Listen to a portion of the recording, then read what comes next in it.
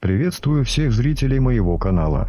Прежде чем мы начнем, я хочу принести вам искренние извинения. В этом видео будет немного видеоматериалов. Причина проста. У меня всего одна камера, и, к сожалению, я не смог полноценно охватить все, что хотел бы вам показать. Но, несмотря на это, я принял решение все же смонтировать это видео и поделиться с вами тем, что мне удалось снять. Потому что то, что произошло во время моего визита в это заброшенное место, не просто оставило след в моей памяти, оно буквально перевернуло мое представление о том, что реально, а что нет. Речь пойдет о заброшенном тюремном лазарете. Именно туда я отправился один, вооружившись лишь камерой, фонариком и внутренним волнением. Это место было известно в прошлом как медико-санитарная часть для заключенных, приговоренных к смертной казни.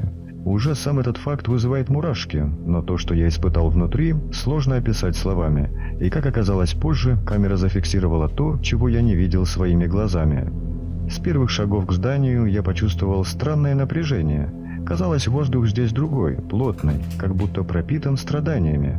Здание возвышается среди деревьев, полуразрушенное, с выбитыми окнами, обрушенными стенами и следами времени, словно само место плачет о том, что здесь происходило.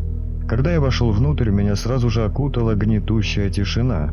Даже мое дыхание казалось слишком громким. Полы скрипели, штукатурка сыпалась с потолка, и каждый шаг отзывался эхом, как будто я нарушал покой чего-то или кого-то.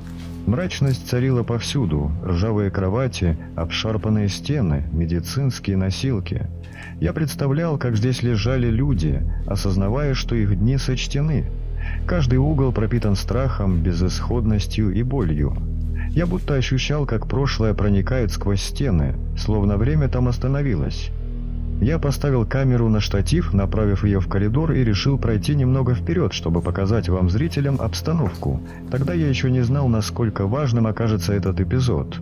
Во время съемки я ничего необычного не заметил, просто мрачные коридоры, пыль, следы прошлого. Но когда я вернулся домой и начал монтировать материал, я остолбенел. На записи отчетливо видно, когда я иду по коридору, в нескольких метрах позади меня появляется силуэт. Четкий, призрачный, как будто из тумана. Он просто стоит, не двигается. Но его присутствие невозможно не заметить. Это был не отблеск, не пыль, не эффект света. Это был кто-то или что-то. Скажу честно, я пересматривал этот фрагмент десятки раз, пытаясь найти рациональное объяснение. Но все, что я видел, это фигура, которую я точно не замечал во время съемки. Я был один в здании, абсолютно один. Двери были закрыты, никто не мог войти или выйти незамеченным.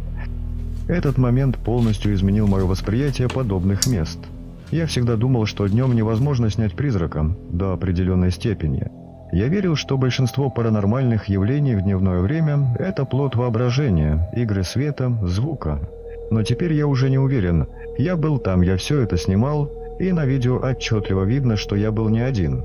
Тюремный лазарет, где смерть была не просто рядом, а буквально прописана в стенах. Возможно, он и по сей день хранит отпечатки тех, кто не ушел до конца. Это место словно тянет к себе. Холод, зловещая тишина, ощущение, что за тобой кто-то следит. И теперь я знаю, это не просто чувство. Это может быть правдой. Я снял не так много, как хотел, но я снял главное. И именно поэтому я решил сделать это видео, чтобы вы могли увидеть и почувствовать все сами.